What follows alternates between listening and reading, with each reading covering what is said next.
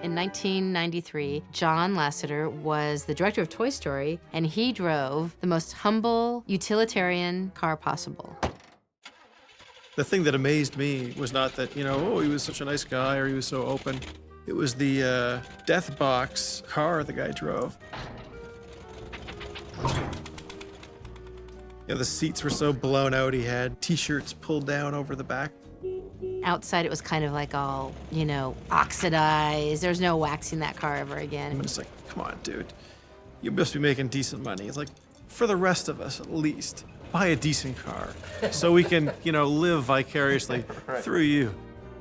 Then, of course, Toy Story comes out. It's a huge success. And Steve Jobs went to John and said, John, this is not that safe. I can't have the head of my company creatively driving around in a car that has, 500,000 miles on it. So in my memory, what happened is Steve just bought John a black Volvo, the safest car possible.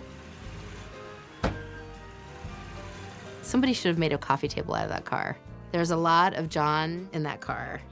The number 43 car. Dink, dink.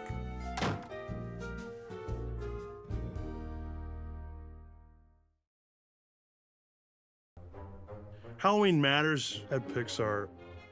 People go crazy. This is so funny to see time and time again what people come up with. The stage was set for a Halloween costume contest, which they held at noon. The grand prize was 2 tickets anywhere American flies in the world. And of course, when there's something to play for, people play hard. I was determined to express myself at Halloween, and I wanted to win. So I decided I was gonna be the baby from Tin Toy. I'm a big guy, former rugby player, 6'4", and I'm gonna be 295 pounds of 1.5-year-old in a giant foam diaper, handmade, with syrup drooping out of my mouth, and me banging toys trying to get that little tinny toy. And I convinced my girlfriend at the time, hey, Ann, I said, can you shave off all my body hair?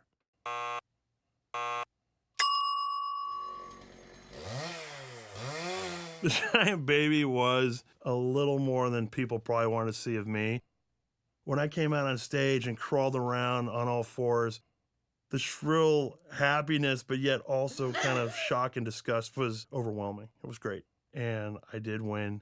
I ended up going to Vegas for my honeymoon for a weekend with my newly wedded wife, who took a chance on me after shaving off all my body hair.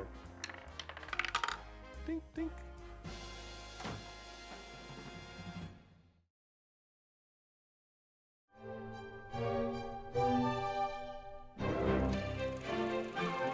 When making a film like Toy Story 2, we use a bunch of Linux and Unix machines. On those kinds of machines, there's a command, rm*, that removes everything on the file system as fast as it can. Have you ever accidentally dropped something out of your pocket while the toilet is flushing? That's rm*. Somebody had run rm* on the drive where all of the Toy Story 2 files were kept, and things just started to disappear. Woody's hat disappeared, and then his boots disappeared. And then as we kept checking, he disappeared entirely. Woody's gone. Seconds later, looking up, the rest of the characters on the show, Buzz, Potato Head, Ham, and Rex, had all vanished. And soon after that, whole sequences, the Toy Barn and Andy's room, were disappearing off the disk drive. Right in front of our eyes. If you had 20 or 30 people working for a solid year, you could recreate all of that work erased in probably about 20 seconds.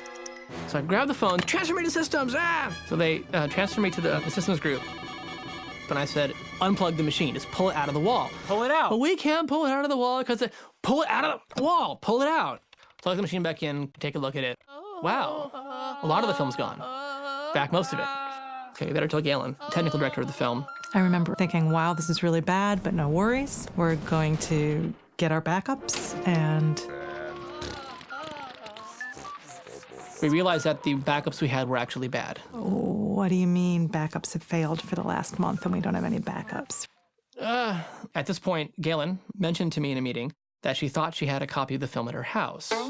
So as a mother who wanted to see her children, I needed to have a computer at home. And so I would copy the entire film to my computer. We got the machine, wrapped it in blankets and pillows, and put seatbelts all across it in the back seat. Talk about a backseat driver. Slow down. Oh, easy, careful. Don't. He was rocking and, mumbling to himself and coaching me along. Got back to Pixar, and 4 or 5 of us carried it in like you would an Egyptian pharaoh. Okay, boot it up. Machine turns on. Oh, look, there's the movie.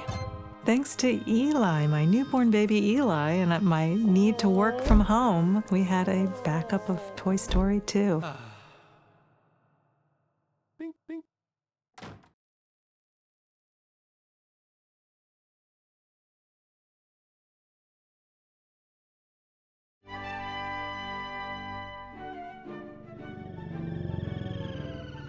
Before Pixar was in this, beautiful kind of custom-built building, the animation department just was located sort of just in this huge warehouse pit. And the ceilings in the pit were really, really high. One afternoon, these animators were trying to throw these little toys and get them lodged up in the ceiling, but they weren't able to stick them in there.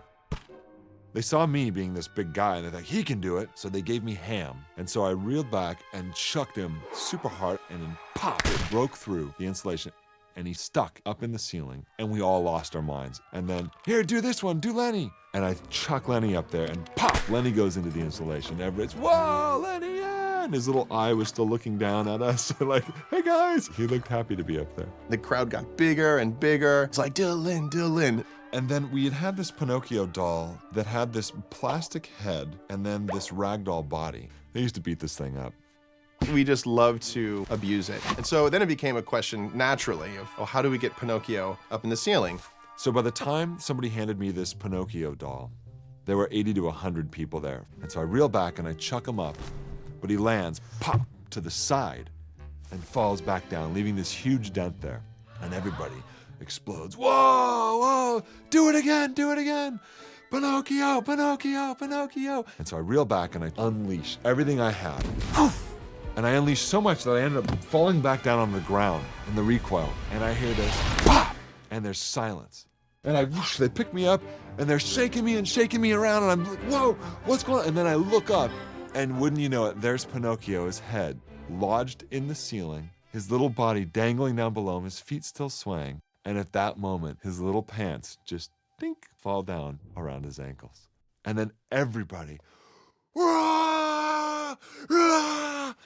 I think we threw things in the ceiling because none of us had girlfriends. We didn't need girlfriends. Animation was our girlfriend. Dink, dink.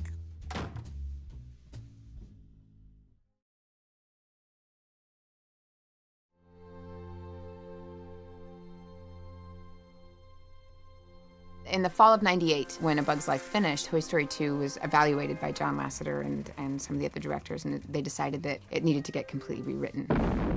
I was the editorial manager. On a standard film, editorial can be a little nuts. Now you take the fact that we were having to make this film in about 7 or 8 months. It was normally a 4-year process. Every single hour was like a ticking clock. We were frequently actually working 36 to 48 hours straight. It was like a psych experiment. Okay, there's a two-way mirror somewhere with some psychologist in a white coat saying, now make the avid crash. People bursting into tears. Just a crazy, crazy amount of drama around everything. We had an editor who hated tomatoes. And again, 36 hours in, sandwiches would come in, and for whatever reason, there was a tomato on the sandwich. The editor freaks out that there's a tomato on my sandwich, because you just had no perspective. It was just madness. I actually think it's an example of the tightest film that's ever come out of the studio. I don't think there's a wasted frame in it. And if we'd had 3 years, the movie would have been any better. I think the movie might have actually suffered from having more time.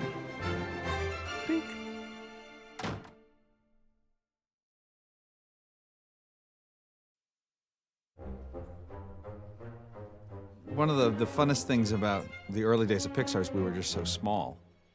In 1991, Pixar moves into this giant building in Point Richmond.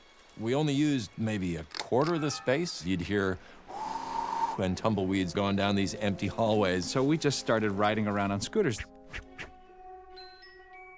Somebody had the idea to actually race the scooters. We had this whiteboard on the wall, and we would record our times, and we'd see how fast we could go down this long hallway, loop around through the warehouse, and come back. Part of the thrill was that it was a convoluted maze. There were 2 90-degree turns in it, and you had to go through several doorways. Well, Tom Porter, one of the original guys, always there, and he is one of the most competitive people on the planet. And he's very athletic. And he just got the best time, and nobody could beat it. We're there late one night, burning the midnight oil, and John gets on one of the scooters and decides that he's just gonna try to beat Tom Porter's time, because it hasn't been beaten in forever. And he gets some really amazing time, which beat Tom Porter's. And he was so proud that even though it was the middle of the night, he got on the phone, called Tom Porter, woke him up, didn't even say hello, said his time, and Tom Porter just said, "I'll be right there." And the next thing we know, Tom Porter's there. I think in his sweats or still in his pajamas, just like literally jumped out of the bed, got in the car, and proceeded to do the route again and again as fast as he could.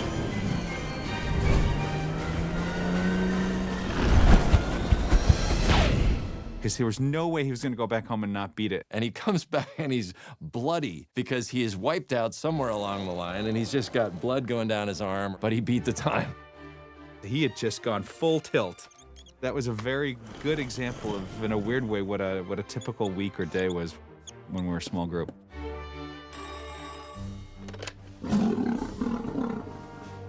Dink, dink.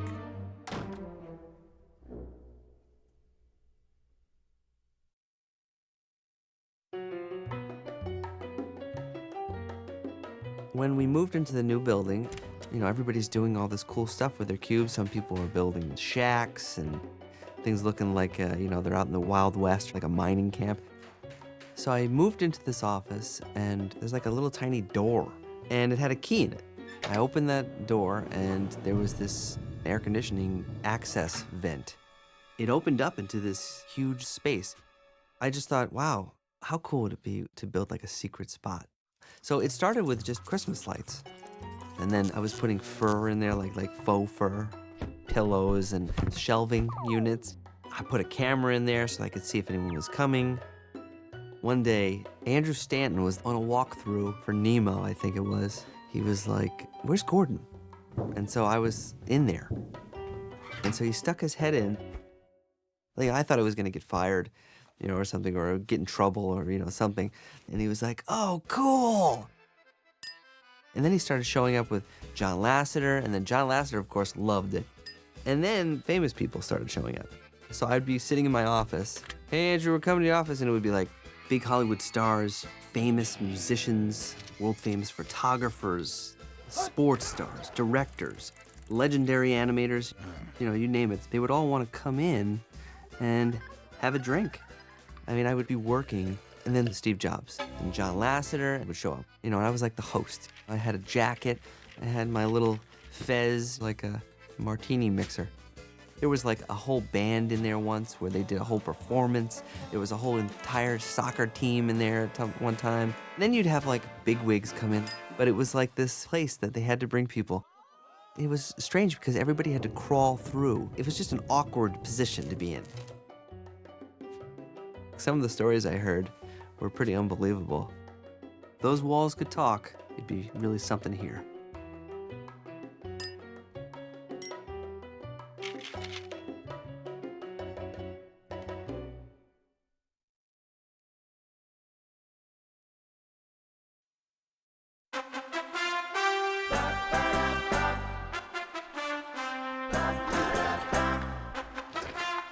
Whenever I give a tour of Pixar, mandatory, the first stop is the best room at Pixar.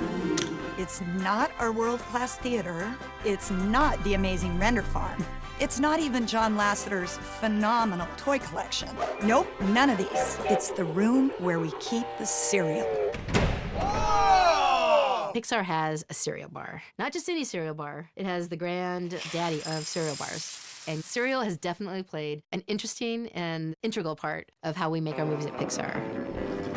cereal bar is like this big, long row of almost every kind of cereal you can imagine. It is made of high-quality plexiglass with the finest decal labels. We range from grape nuts to muesli, and then down to Captain Crunch, Cinnamon Toast Crunch, Cocoa Puffs, all the childhood vices.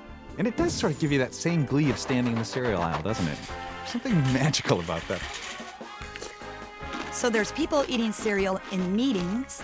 There are people eating cereal at their desks. There are people eating cereal in screening rooms. You even see people eating cereal on scooters. It kind of makes sense that we fueled these films with vast amount of free cereal. Makes sense.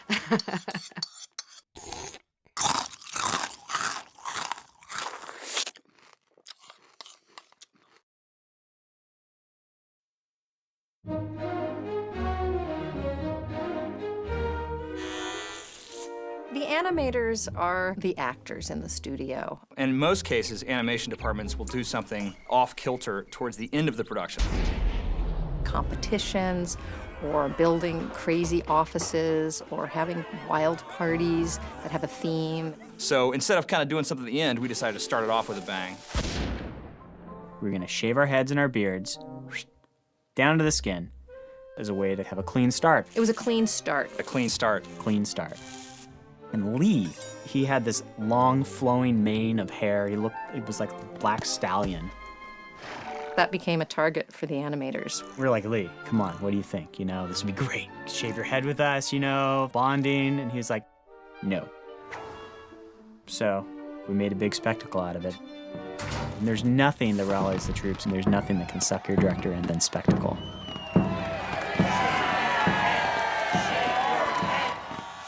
The way it felt down there, you could hear the drum beat, you know, shave your head, shave your head. You think, sure, I want to be one of them. I want to be accepted.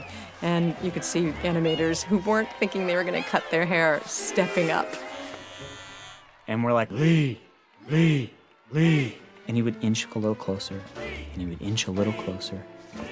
And then finally, he sat down in the chair. Took the clippers, had this gorgeous head of hair.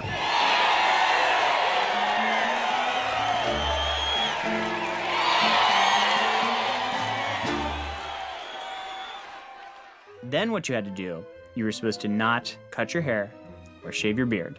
And the last man standing is the winner of something. And I remember Lee was just like, I'm not gonna give up. You guys are gonna look ridiculous, but I'm gonna win. We went for, I don't even know how many weeks. And slowly people would drop off. They just couldn't handle it anymore. My beard outgrew my hair at a ratio of like 3-to-1. I was a looker. We all started to look like crazy people. I was like, I can't do this anymore. Bobby brokered a deal where we would all shave our faces. We decided each day you could take off one section of facial hair. So we got some insanely crazy looks all through this week as we were taking pieces off. Part of the hijinks that goes on in animation is the sense that we're all in this together. I don't think the movies would be nearly as good if we didn't feed the creativity with some extracurricular fun.